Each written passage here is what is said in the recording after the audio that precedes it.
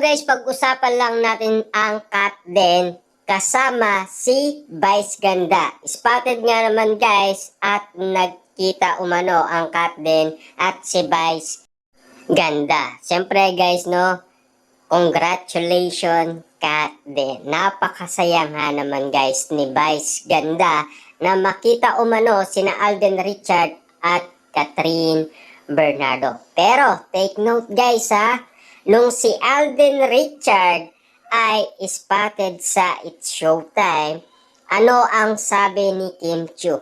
May ka-love life ka naman. Diba? Narinig ba natin na sinabi ni Kim Chiu na mag-best friend lang? Diba? At narinig naman natin guys, si Bong Navarro na oo nga. Diba? Yun ba ang nagpapalakas ng iyong loob para ipagpatuloy mo ang dami ng mga project mo? At kung bakit nga naman guys, nakakayanan ni Alden Richard ang ganoon trabaho. Meron bang moment na sinabi si Bong Navarro na magkaibigan lang? Nasaan guys yung magkaibigan? Diba? Alam naman natin guys kahit na ang artista kasi, ang iba gawain yon.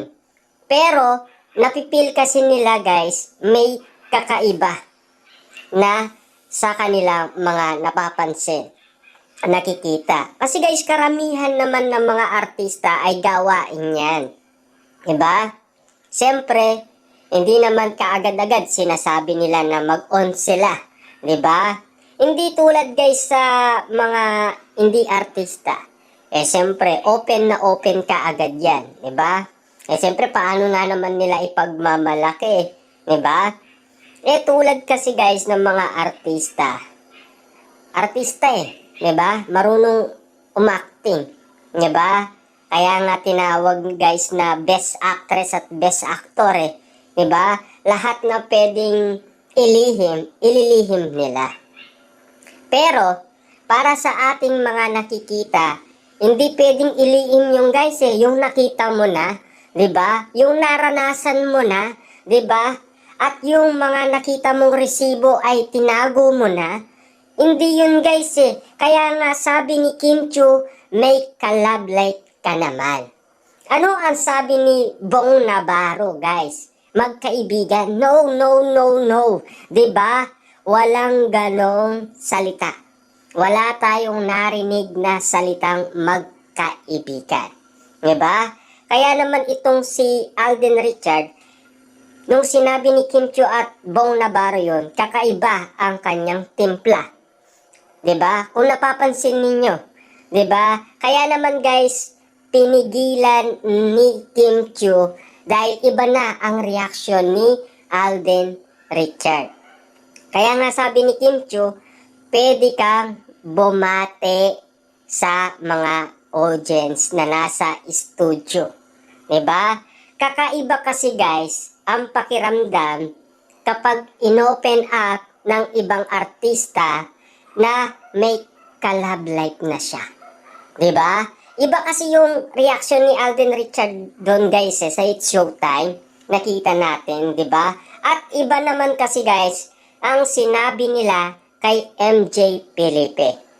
Meron pang pigil factor guys Lalo-lalo na guys, yung reaction ni Alden Richard sa Media Day. Diba? Pinipigilan niya ang kanyang sarili, pero nagiging OA na kasi guys ang mga lahat ng pangyayari. Kasi guys no, kung tinatago nila, alam naman natin guys no, si Catherine Bernardo naranasan na yan. Noong sila ni Daniel Padilla, more than 5 years kasi bago sila nagsalita umano.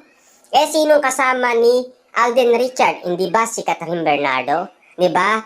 Meron ng pinang-aawakan resibo si Catherine Bernardo bago sila nagsalita ni Daniel Padilla, more than 5 years kasi. Diba? Kaya naman kung kaya nilang itago ni Catherine Bernardo at Daniel Padilla, kaya din naman itago guys ni Catherine Bernardo at Alden Richard.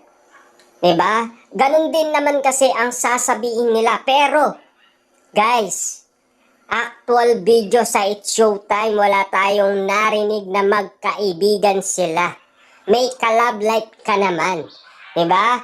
Yun kasi ang sinasabi ng ibang artista, ibang celebrity. Pero, nandahil guys, na-open nga naman ni Catherine Bernardo at Alden Richard yan, siyempre, pwede nilang ilihim at pwede nilang itago yan. Diba? Ano guys yung nangyaring sa Calgary, Alberta, Canada, sa may downtown? Spotted sila at naglalakad silang dalawa. Grabe guys ha. Iba na kasi yung nag-date daw sila. Yung salitang nag-date guys, yun ba ang mag-best friend?